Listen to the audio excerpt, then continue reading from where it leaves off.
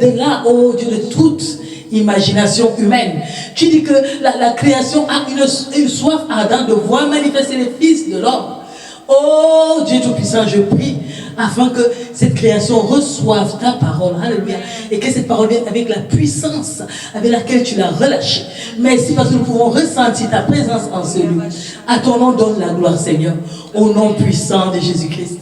Alléluia. Est-ce qu'on peut s'asseoir dans la présence du Seigneur? Bienvenue dans ce moment merveilleux, alléluia. Ça fait du bien d'être dans la présence de Dieu. Ça fait du bien d'être dans la maison de Dieu. Ça fait du bien de communier encore avec Dieu. Ça fait du bien de savoir qu'on a un Seigneur qui nous aime. Vous savez, on peut avoir plusieurs personnes qui nous disent nous t'aimons, mais les personnes fidèles, il n'y a que Jésus, alléluia. Et de savoir que celui-là qui est fidèle est là ici en ce moment. Il prend plaisir à t'écouter, il prend plaisir à communier avec toi. C'est la plus belle chose qui puisse nous arriver. Amen. Ainsi, pendant que nous sommes dans cette présence-là, nous allons parler de quelque chose de la vie actuelle. Amen. Pendant qu'il y a plus de 3 semaines, le Seigneur déposait dans mon cœur un message. Je suis sûr que quand tu vas écouter ce message-là, tu ne seras plus jamais le même. Alors pendant que je m'attendais à Dieu, pendant que je disais, Seigneur, qu'est-ce que tu veux pas dire exactement? Je tournais cette parole dans mon cœur, je la méditais et je la reméditais. Et tantôt elle me venait verte, elle me vient bleue, elle me vient rouge, elle me vient... Donc elle me venait dans toutes les formes. Et aujourd'hui, je vais essayer, en des mots limités d'être humain, de redonner cette parole, afin que tu sois transformé, afin que la vie éternelle prenne place en toi. Nous parlerons de vivre à Sodome et Gomorrhe. Vivre en Christ à Sodome et Gomorrhe. Alléluia. Nous avons entendu célèbrement l'histoire de Sodome et Gomorrhe dont le point culminant, c'est vraiment la réponse de Dieu, une réponse, un jugement de Dieu qui va s'abattre sur les hommes. Mais aujourd'hui, j'aimerais que tu regardes Sodome et Gomorre d'une autre façon. Alléluia. Parce que Sodome et Gomorre te parle de la vie actuelle. Alléluia. La traduction biblique situe Sodome et Gomorre vers la mer morte dans l'actuelle Jordanie. Amen. Et d'après le récit biblique, Sodome, où réside Lot, est un parent. Lot, nous savons que Lot est un parent d'Abraham. Et la ville qui est voisine, c'est Gomorre. Et que ces deux villes-là sont détruites par le soufre et le feu, à cause de la colère de Dieu. Amen. Et on va nous dire aussi pourquoi ces deux villes sont détruites. Amen. Alors, quand nous regardons l'expression Gomorre, en hébreu c'est Amora, et c'est une ville, quand on voit la signification, ça signifie submersion. Amen. Et lorsque nous regardons dans la parole de Dieu, nous allons lire, en ouvrant nos Bibles, dans le livre de Genèse, prenons nos Bibles, le livre de Genèse, chapitre 1 on va lire jusqu'au verset 12. Amen. Nous voyons 2 anges qui arrivent à Sodome vers le soir. Lot était assis à la porte de la ville. Quand Lot les vit, il se leva pour aller à leur rencontre et se prosterna le visage contre terre. Puis il dit, verset 2, « Mais Seigneur, entrez donc chez votre serviteur pour y passer la nuit. Vous laverez les pieds, vous leverez le bon matin, puis vous poursuivrez votre chemin. » « Non, répondirent-ils, nous passerons la nuit sur la place. » Mais l'autre insista tellement auprès d'eux qu'ils le suivirent et vinrent chez lui. Il leur prépara un festin, fit cuire des pains sans levain et ils mangèrent. Nous, en regardant juste cette petite partie, nous voyons l'hospitalité de Lot. Nous voyons qu'il y a des personnes qui viennent, de nouvelles personnes qui arrivent dans la ville et qui passent. Ce qui est merveilleux, c'est qu'ils passent sur le chemin de Lot. Et l'autre les identifie comme des personnes étrangères. Ça veut dire que dans Sodome et Gomorre, quand tu n'étais pas de Sodome et Gomorre, on connaissait. Amen. C'est comme ici, nous vivons par exemple au pays québécois. Lorsque tu ouvres la bouche pour parler, on reconnaît que celui-ci, il est étranger. On ne dit pas peut-être que tu es étranger, mais ton accent montre que tu es étranger à cette terre. Parce qu'il y a une façon de parler ici, que ta prononciation montre que non, tu n'as pas vécu ici longtemps. Alléluia. Et donc, voilà deux personnes qui viennent, juste en les regardant, l'autre discerne que ces personnes-ci, ils ne vivent pas ici. Ça veut dire qu'à Sodome et Gomorrhe, il y avait une manière de faire, une manière de se vêtir, une manière de marcher, une manière de s'exprimer qui était différente de tous les autres endroits. Alléluia. Et ce qui est merveilleux, c'est que avant d'arriver à ce passage, lorsqu'on lit avant, on se rend compte que les deux messieurs que l'autre rencontre ici ont d'abord rencontré son oncle avant. Et que son oncle a fait une intercession. Et l'intercession, c'était par rapport à son neveu. Et ce qui là, tu te rends compte que c'est vraiment un chemin divin. Les deux messieurs, à peine ils entrent dans la ville, la première personne qu'ils rencontrent, c'est l'autre. Alléluia. Et quand ils rencontrent l'autre, l'autre les accueille. L'autre aurait pu être orgueilleux. L'autre aurait pu dire, écoutez, ce sont des étrangers, je ne les connais pas. Avec tout ce qui se passe maintenant, je ne peux pas les faire rentrer chez moi. Mais il a dit, écoute, mais Seigneur, comment il a dit Seigneur que c'était le Seigneur? Il y a des choses, des mystères divins. Amen. Ils sont venus, ils sont entrés chez lui, il a fait le festin. L'histoire continue. Il n'était pas encore couché que les habitants de la ville, les habitants de Sodome entourèrent la maison, depuis les enfants jusqu'aux plus âgés. Vous imaginez une grande ville comme celle-ci, deux étrangers entrent, toute la ville est au courant. Moi, je ramène ça, j'aime ramener dans notre contexte. Ça veut dire qu'il y avait WhatsApp, il y avait Facebook, donc on a filmé on a vu qu'il y a des étrangers qui sont entrés. Donc, ça veut dire que l'autre n'était pas le seul qui avait vu les étrangers. Les gens de Gomorrhe avaient vu les étrangers, on avait circulé l'information, les WhatsApp sont partis, les Facebook sont partis, hein, les nouveaux trucs, il y a deux nouvelles personnes qui sont entrées.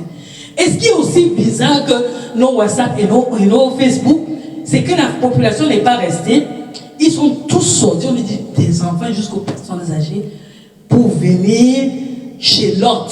Alléluia. Continuons la lecture. Au verset 5, il dit, ils appelèrent Lot et lui dirent, où sont les hommes qui sont entrés chez toi cette nuit? Fais-les sortir vers nous pour que nous couchions avec eux.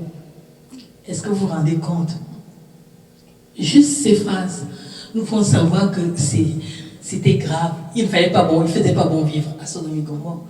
Que toute une foule, pour 2 hommes, toute une ville sort. Ils veulent quoi? Ils ne veulent pas voir ces gens. Ils veulent avoir des rapports sexuels avec 2 anges qui sont entrés dans la ville. L'autre sortit vers eux à l'entrée de la maison et ferma la porte derrière lui.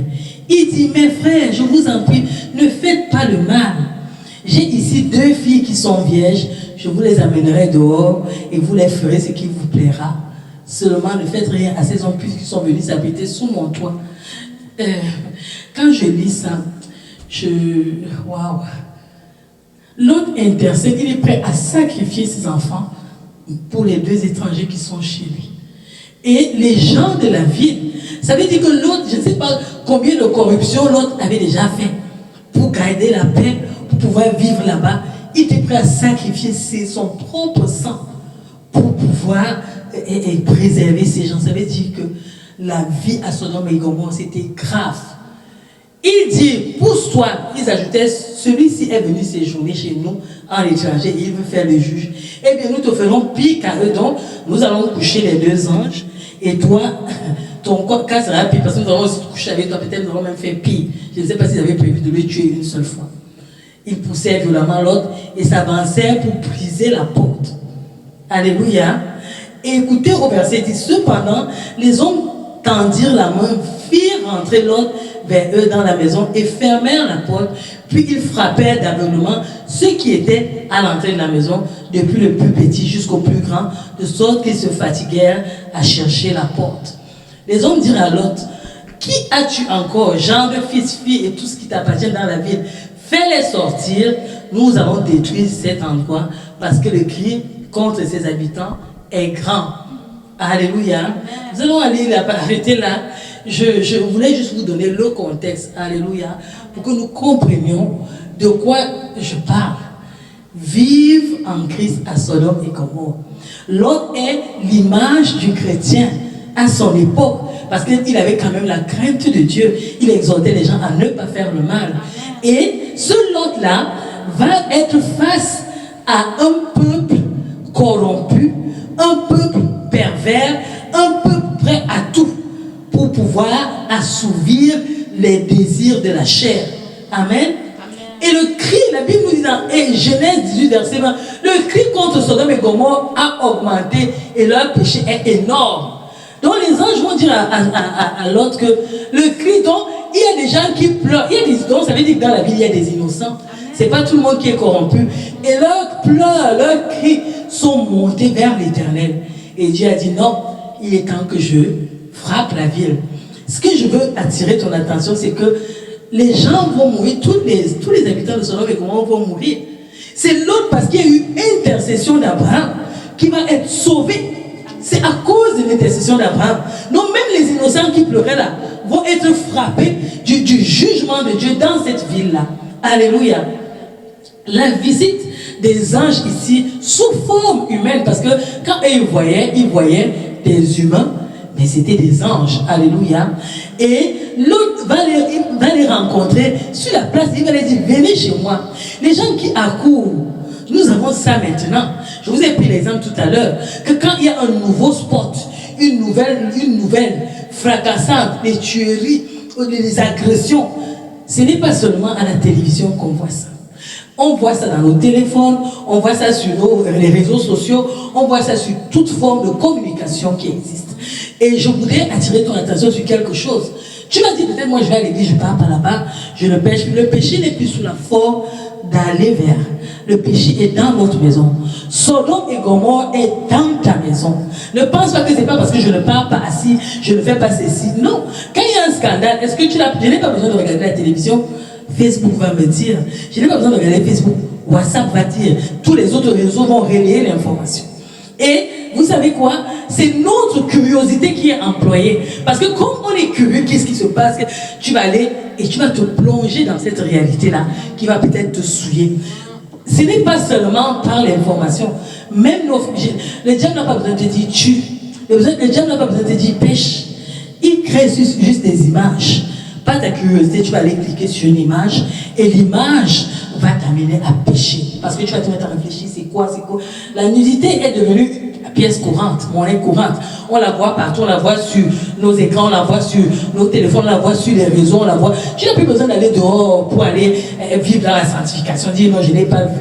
Tu vois ça, tout est fait pour t'amener à pécher. Tout est fait pour te suggérer de pécher. Alléluia. Donc, regardez, parfois, en regardant juste une image, tu vas te mettre à critiquer, tu vas te mettre à juger, tu vas te mettre à rire. Même si tu dis que moi je n'ai pas critiqué, tu as ri. Et c'est un péché, parce que tu t'es moqué de la situation. Tu vas regarder, juste par curiosité, juste notre curiosité, nous plonge dans Sodome et Gomorrhe, nous fait avoir un pied dans Sodome et Gomorrhe actuel. Amen. Ils disent, fais-les sortir pour que nous couchions avec eux. Le péché de Sodome et Gomorrhe ici là est souvent interprété comme l'homosexualité. Parce que le terme sodomie signifie le rapport entre deux hommes, et consenti ou non. Donc ça fait clairement partie des raisons pour lesquelles Dieu va détruire Sodome et Gomorrhe. Amen. Et c'est une autre chose qui nous montre ça, c'est que les deux anges qui vont entrer, la population, pas une personne, mais toute la population, ils sont curieux d'avoir des rapports avec ces personnes. Ça veut dire que dans leur vie, dans leur quotidien, ils avaient des rapports entre eux. Ils avaient une manière de faire. Ils avaient une manière de se corrompre. Et c'était normal. C'est pour ça qu'ils ont dit à l'autre que, mais toi, tu viens à peine d'arriver dans notre ville et maintenant tu veux déjà commencer à venir. Tu vas enseigner quoi? Ils va te faire pire. Parce que ici, c'est comme ça que nous on vit. C'est la loi de chez nous. Amen. Et Sodome et Gomorrhe est aussi considéré comme un lieu de dépravation. Alléluia. Un lieu de débauche. Un lieu qui signifie offense à l'Éternel. Un lieu où les relations sexuelles sont observées de manière libre. Qu'il n'y a pas de moralité. Ce péché-là, regardez le prophète Ésaïe, dans Ésaïe 16, quand on lit au verset 49 à 50, on se rend compte que Ésaïe parle aussi de Sodome. Il dit, voici quelle a été la faute de ta sœur, Sodome. Elle avait de l'orgueil. Donc, je peux dire que non, moi je ne fais pas l'homosexualité. L'autre péché de Sodome et comment c'était l'orgueil. Vous voyez même la manière dont il parlait à Lot. Il lui parlait avec un certain orgueil, avec une certaine suffisance. Elle vivait, le verset continue, elle vivait dans l'abondance et dans la tranquille insouciance. Donc ça veut dire que Sodome et Gomorrhe étaient une ville prospère. Je vais te ramener quelque chose à ta mémoire. Vous vous souvenez, lorsque Lot et Abraham veulent choisir tous les deux un endroit pour vivre, Lot va regarder les plaines de Sodome et Gomorrhe. Elles paraissaient belles, ça paraissait riche, ça paraissait prospère. Donc la richesse dont on parle ici, c'est vrai. Sodome et Gomorrhe étaient riches, c'était beau, c'était lumineux aux yeux de Lot. Mais à l'intérieur, c'était la pourriture. Donc ici, le prophète parle aussi de cette situation-là. Que regarde que Sodome et Gomorrhe, là, il y avait l'abondance là-bas, mais il y avait aussi la tranquillité et l'insouciance. On ne se souciait pas de Dieu. Elle et ses filles, et n'a pas soutenu la main du malheureux et du pauvre. Ça veut dire quand tu étais pauvre à Sodome, écoute là, c'est chacun pour soi. Tu pouvais mourir, on s'en foutait de toi. La Bible dit ici là. Elles sont devenues arrogantes et elles ont commis des actes abominables devant moi. Donc le reproche de Dieu, ce n'est pas seulement cela. Les gens peuvent dire non, moi je ne fais pas ça. Attention, il y avait aussi l'orgueil. Alléluia. Et l'orgueil là, le fait de ne pas s'occuper du pauvre, c'est autant de péchés que Dieu reproche. Nous voyons encore Sodome et Gomorrhe évoqués dans le livre de Jude chapitre 7. Jude 7, pardon. Il dit, de même Sodome et Gomorrhe et les villes voisines. Donc, le péché de Sodome et Gomorrhe n'était pas resté à Sodome et Gomorrhe. Les villes voisines étaient infestées. Si tu te tiens dans les positions où il y a les gens qui pêchent, assurément, tu vas te retrouver en train de pécher. Tu vas te retrouver en train de commettre les mêmes abominations que ces personnes, les mêmes péchés que ces personnes, les mêmes attitudes. Il dit, se sont livrés comme eux à l'immoralité sexuelle et à des relations contre nature. Donc, à Sodome et Gomorrhe, si tu étais dans les environnements de Sodome et Gomorrhe, la mentalité, les attitudes, les comportements de Sodome et Gomorrhe pouvaient t'influencer et tu te retrouvais en train de faire les mêmes abominations qu'on retrouve à Sodome et à Gomorrhe. Alléluia. Et notre monde actuellement, on voit la même chose. Les villes riches, les villes où on voit des gens dans la rue. C'est-à-dire ces deux niveaux. Des gens dans les grosses maisons et des gens dans la rue sans personne pour les aider, sans personne pour leur venir en aide. Dans les souciances, qui se périssent, qui se meurent, qui sont agressés en toute impunité. C'est comme s'il y a de l'insouciance. Alléluia. Un manque d'hospitalité. La dépravation sexuelle est arrivée chez nous. Parce que tu vas te dire, ah non, il n'y a pas tellement des gens qui le commettent dans la rue, mais les gens le commettent dans les maisons. Le virtuel est entré. Et le virtuel t'amène Sodome et Gomorrhe dans la maison. Tu commets les mêmes abominations. Et nous avons fait pire. Parce qu'à Sodome et Gomorrhe, c'est seulement, on nous parle de sodomie. Nous, on fait des mariages des animaux humains. On fait des mariages, toute forme de mariage, toute forme d'alliance, vraiment. Que ça pèse dans ma bouche de prononcer ce genre de choses. Mais des choses qui existent. C'est comme s'il y a une abolition de la morale. C'est comme si on a tendance à enlever tout ce qui peut conduire l'homme à Dieu dans les enseignements, dans les programmes, même scolaires. On introduit des choses qui vont conduire à la moralité, à être amoral, à se comporter, à être insensible en voyant certaines choses. On voit une prise de contrôle clair de nos enfants à avoir des ouvertures, à des enseignements qui n'ont rien à voir avec la morale. Alléluia. Un désengagement, c'est comme si on encourage les gens à se désunir, à vivre hors du contexte familial, à abolir tout ce qui est de la famille classique, tel que la parole de Dieu le dit. Alléluia. Et donc, cette façon de faire est entrée chez nous. Et c'est dans cette façon de faire que nous devons vivre. Le pouvoir de la suggestion télévisuelle est devenu forte. La télévision est au contrôle. Nous connaissons pas les puissances à l'arrière. On voit seulement des émissions. Vous allez vous rendre compte que quand vous regardez les films, la majorité des films, on tue quelqu'un. Oui. Et c'est devenu normal. On trouve normal. On commence à supporter l'acteur qui est celui-là qui tue et qui tue et qui tue. On trouve normal. Oui, il faut qu'il se défende. Mais tu es en train de... Qu'est-ce que tu es en train de soutenir? Tu soutiens un comportement de tuerie, un comportement de cruauté qui n'a rien à voir avec la parole de Dieu, avec ce que Dieu t'enseigne. Alléluia. Il est écrit parmi les commandements, tu ne tueras point. Mais c'est ce qui se passe actuellement. On n'a pas besoin de te dire, tu regardes le film, c'est ça que ça t'enseigne. Ça t'enseigne même les techniques, comment faire. Ça t'enseigne même comment effacer les preuves. On a tout cela dans nos appareils. Nos téléphones sont devenus les Sodomes et Gomorrhe ambulants. On a tout dedans. On a tout. Et c'est libre accès. Donc même tes enfants, si tu fais pas attention, ils auront accès à ça. Accès à les images illicites. Accès à toute forme de perversion. On se sert de la curiosité de l'enfant. Parce que l'enfant est curieux, il va aller cliquer. J'ai vu quelque chose de très... Je ne sais même pas comment qualifier ça. J'ai mon enfant qui aime manipuler le petit téléphone. Et quand il manipule, tu sais, ça avec des images de couleurs. Mais les dessins animés, derrière les dessins animés, on montre des tuyaux, on montre comment on écrase quelqu'un et tout. Et l'enfant, lui, va regarder ça innocemment, mais c'est tout un programme qu'on met dans la tête de l'enfant, qui va rester là et qui va, à un moment donné, c'est ça que le diable va utiliser. Tu es là actuellement, tu n'as pas besoin de faire du mal à quelqu'un. Mais quand tu vas te sentir blessé, quand tu vas te sentir en colère, les images qu'on a bombardées dans ton esprit là, c'est là, comme la colère ouvre la porte au diable, c'est ça qu'il va venir utiliser pour maintenant manifester cela. Donc faisons très, très, très attention. De manière inconsciente, on bombarde des images, de manière inconsciente. Sodome et Gomorrhe entrent en tout tenant avec vous. Voyez, on a vu que les gens de Sodome et Gomorrhe, ils n'avaient pas besoin d'aller dire aux gens d'à côté, comportez-nous comme vous, comportez-vous comme nous, mais en vivant à côté d'eux, en voyant comment ils font, en faisant ami avec eux, ils se sont retrouvés en train de se comporter comme les... La Bible dit que les villes alentours étaient aussi déjà corrompues, l'esprit malin.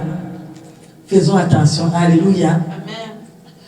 Faisons attention à ce que nous écoutons, faisons attention à ce que nous voyons, faisons attention à la manière de faire, faisons attention aux choses que nous inculquons, aux choses que nous voyons, aux choses que nous écoutons. J'ai écouté le témoignage d'une sœur qui disait que même en écoutant, juste donnant ton oreille à quelqu'un qui vient se plaindre d'une personne tierce, en écoutant la personne tierce, tu te retrouves en train d'avoir des attitudes. Si quelqu'un te dit, oh mais je suis tombé à pied, on m'a fait... Tu te sens blessé à la place, tu te mets à la place de la personne qui se plaint et tu commences à avoir des réactions intérieures qui te poussent à offenser, qui te poussent à réagir, qui te poussent même à dire à la personne, réagis de cette façon. Le pouvoir de la suggestion. C'est ça notre Sodome et Gomorrhe. C'est ça vers quoi nous devons lutter. Alléluia. Amen. Qui gouverne? Qui est derrière cela? Qui est derrière cela? La Bible nous dit que c'est l'ennemi qui est derrière tout ce genre de trucs. Et c'est donc dans ce Sodome et Gomorrhe là que pour l'autre c'était les anges. Pour nous, Jésus se présente. Alléluia. C'est dans ce Sodome et Gomorrhe, dans ce niveau-là où on ne sait plus où aller, où on est restreint dans nos maisons, on est restreint, on a des choses en main qui sont des objets que l'ennemi peut utiliser pour nous tuer notre foi, que Jésus vient avec ce message de paix, qui vient avec la bonne nouvelle, qui vient te dire, car Dieu a tant aimé le monde, qu'il a donné son Fils, afin que quiconque croit à lui ne périsse point, mais qu'il ait la vie éternelle. Dieu, en effet, n'a pas envoyé son Fils dans le monde pour qu'il le juge, mais pour que le monde soit sauvé.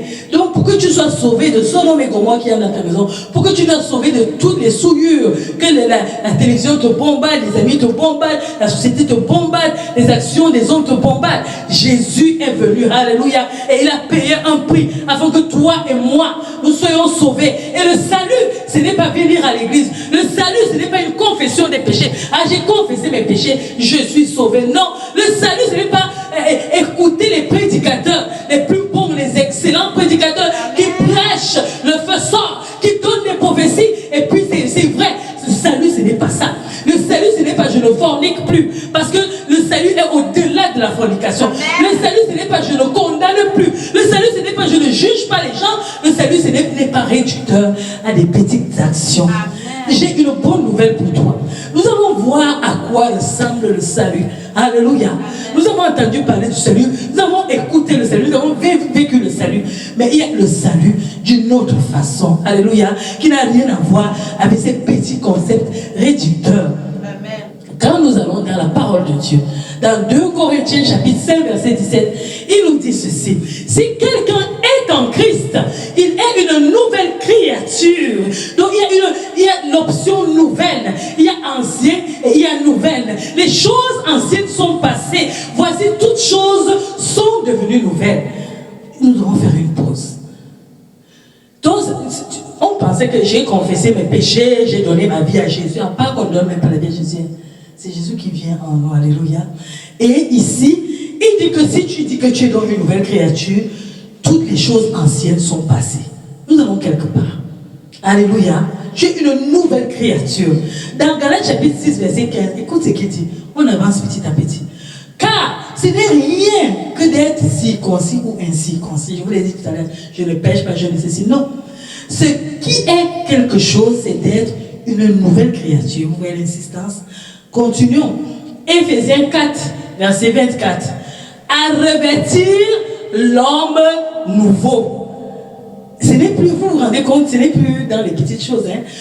Il y a l'homme nouveau, donc il y a l'homme ancien, il y a l'homme nouveau. Là, je peux me poser la question, l'homme ancien, c'est quoi? L'homme ancien, c'est celui qui marchait selon la chair, selon ses désirs, selon sa manière de faire, selon la manière d'agir, avec ses propres plans, sa manière de raisonner. Maintenant, en Christ, tu es une nouvelle créature, une nouvelle façon de faire, un nouveau homme. Créé, continuons la lecture, créé selon Dieu. Donc le nouveau homme-ci, il n'est pas un nouveau homme selon ses actes. Il est un nouveau homme créé selon Dieu. Amen. Dans une justice et une sainteté que produit la vérité. Ça n'a rien à voir avec mes actions. Ça a tout à voir avec ce que Dieu vient créer. Dans la communion avec moi, ce que Dieu vient créer, dans ma manière de faire, ce que Dieu vient créer, dans mon cœur, dans mon changement, dans le nouveau homme. Je me réveille d'un nouveau homme. Cet homme-là est revêtu de justice, alléluia, et de sainteté, que produit la vérité. Mais cela vient de qui? Ça vient de Dieu. Ça n'a rien à voir avec mes actions. Ça n'a rien à voir avec que je suis plus aujourd'hui, je n'ai pas péché ma pensée. Non, ça a tout à voir avec Dieu, alléluia. Dans Colossiens 3, chapitre 3, verset 10, il dit ceci. Et ayant revêtu l'homme nouveau, qu'est-ce que l'homme nouveau fait? Il se renouvelle dans la connaissance. Est-ce que vous... On n'est pas encore souvent que non, c'est Dieu qui va tout faire. Non, il y a la partie de Dieu et il y a ta partie. Et la partie, ta partie, c'est quoi? Il se renouvelle dans la connaissance selon l'image de celui qui l'a créé. Donc, la connaissance que j'ai actuellement là, elle n'est pas la connaissance divine. La connaissance divine, je dois la voir, elle doit être renouvelée. Alléluia. Dieu doit venir la rencontrer. Dieu doit venir faire un travail nouveau en moi. Alléluia. Romains 12, verset 2, il dit: ne vous conformez pas au siècle présent, soyez transformés par le renouvellement de l'intelligence, afin que vous discerniez quelle est la volonté de Dieu, ce qui est bon, agréable et parfait. Ça veut dire que la parole dont j'ai besoin ici actuellement, pendant que je vis à Sodome et Gomorrhe, c'est que mon intelligence soit renouvelée et que j'ai du discernement dans tout ce que je fais, dans mes actes, dans mes comportements, dans mes agissements, afin de savoir qu'est-ce qui est bon, qu'est-ce qui est agréable et qu'est-ce qui est parfait. Alléluia. Donc une nouvelle façon d'appréhender la vie, une nouvelle façon de concevoir les choses, une nouvelle façon de marcher, une nouvelle façon de se comporter. Ça prend aussi une éducation divine. En fait, on me dit, oui, Dieu fait un renouvellement de moi, mais ça me prend de m'éduquer spirituellement. Ça prend que je passe par une éducation afin que la manifestation de Dieu soit ancrée en moi. Parce qu'avant, j'avais été programmé à faire certains actes. Actuellement, Dieu me donne une nouvelle programmation qui est de marcher avec lui. Alléluia. Et ça prend l'éducateur suprême qui est le Saint-Esprit. Alléluia. C'est lui qui vient, qui me connaît, qui connaît Dieu et qui vient me révéler Dieu. C'est lui qui cause avec Dieu. C'est lui-là avec qui je dois aussi causer. C'est lui-là avec qui je dois me laisser. C'est lui-là à qui je dois laisser faire cette éducation divine, parce que c'est lui qui a le plan de Dieu pour ma vie. C'est lui qui me montre les choses qui sont malades en moi et qui ont besoin d'être changées. C'est lui qui m'enseigne la vérité. C'est lui là qui fait que la nouvelle créature que je suis soit manifestée. Alléluia. Nous voyons donc ici que nous avons un vêtement physique, de morale à quitter pour adopter le vêtement spirituel de Dieu. Alléluia. C'est ce dont nous avons besoin pour être croyants. Alléluia. Il nous dit que nous avons été ensevelis avec lui par le baptême en sa mort, afin que, comme Christ, nous serons ressuscités des morts par la gloire du Père. Même aussi, nous marchons en nouveauté de vie. Donc, ce n'est pas seulement une confession, c'est aussi une marche, c'est une éducation. Ça va plus loin que ça. La grâce n'est pas juste un don. La grâce est don, mais il y a quelque chose qui doit suivre. Et ce quelque chose-là, c'est toi, c'est moi qui devons bâtir. Alléluia. Et c'est chaque jour que ça se fait. Dans Lamentation, chapitre 3, verset 23, il dit, elle se renouvelle chaque matin. Les bontés de Dieu se renouvellent chaque matin. Donc, ça ne veut pas dire comme j'étais juste hier. Aujourd'hui, je n'ai plus besoin. Non, même aujourd'hui, j'ai besoin encore. C'est comme un nouveau jour, une plage nouvelle, blanche, un mur blanc, où je dois inscrire les actes de justice. Alléluia. Et là, en marchant avec le Seigneur, cela va se faire. Amen. Amen. Nous sommes à Sodome, mais nous vivons en Christ à Sodome. Nous sommes à Sodome, mais nous avons le Saint-Esprit en nous. À Sodome.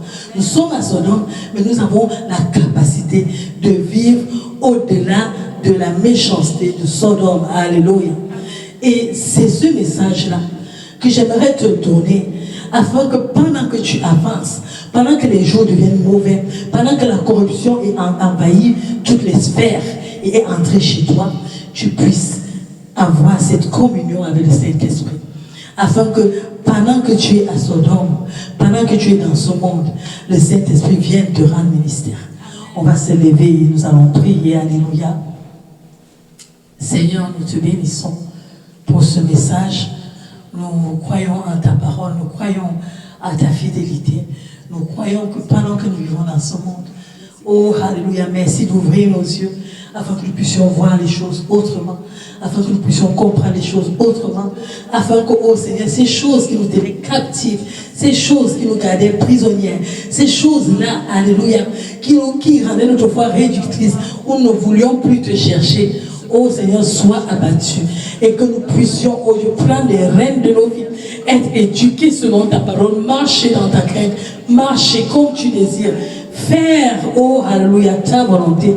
Oui Seigneur, nous te bénissons parce que ce soir, tu ouvres, alléluia, notre entendement pour saisir ce message et commencer à marcher autrement, à vivre notre vie avec toi autrement, à vivre réellement la vie de Christ, à arrêter d'être paresseux, arrêter de nous corrompre. Nous avons vu que la corruption de Sodome a touché les villes voisines, que la corruption de ce monde, oh Seigneur, ne touche pas nos vies, que la façon de faire de ce monde n'entre pas dans nos cœurs, n'entre pas dans nos attitudes, n'entre pas dans nos manières de faire. Et si nous faisions cela, nous nous humilions, Seigneur, pour te demander pardon. Seigneur, étends ta main de grâce, étends ta main de délivrance et délivre-nous de tout mal, oh Seigneur. Oh Dieu, nous te bénissons pendant que tu rends ministère à nos cœurs. Oh, merci Seigneur, parce que ce message apporte un vent nouveau dans notre foi, dans notre marche avec toi. À ton nom, nous donnons toute la gloire au nom de Jésus-Christ. Pendant que nous terminons ce culte, nous voulons te recommander la semaine où nous allons encore nous retrouver, oh Dieu, dans des situations étranges. Nous prions afin que nous puissions vivre Christ dans ces situations-là, que nous soyons préservés et que nous demeurions avec toi. Et que toutes les grâces que tu as déversées pendant cette semaine, nous puissions avoir accès. Bénis-nous, ô Seigneur. Garde-nous en toi. Garde-nous, préserve-nous de tous les fléaux qui frappent en Égypte actuellement. Garde notre santé, garde nos cœurs en toi, garde nos pensées en toi. Merci parce que tu nous donnes de méditer ta parole et de la méditer. Elle demeure en nous, elle nous préserve. À toi la gloire, Seigneur. Bénis chacun d'entre nous et même quelqu'un qui va nous écouter, oh Dieu, au travers des réseaux et de d'Internet, touche-le, visite-le et que dans sa vie, il y ait une véritable transformation au nom de Jésus. Merci parce que quelqu'un va recevoir Christ en écoutant cette parole. À ton nom toute la gloire, Au nom de Jésus-Christ, nous avons prié. Amen. Amen.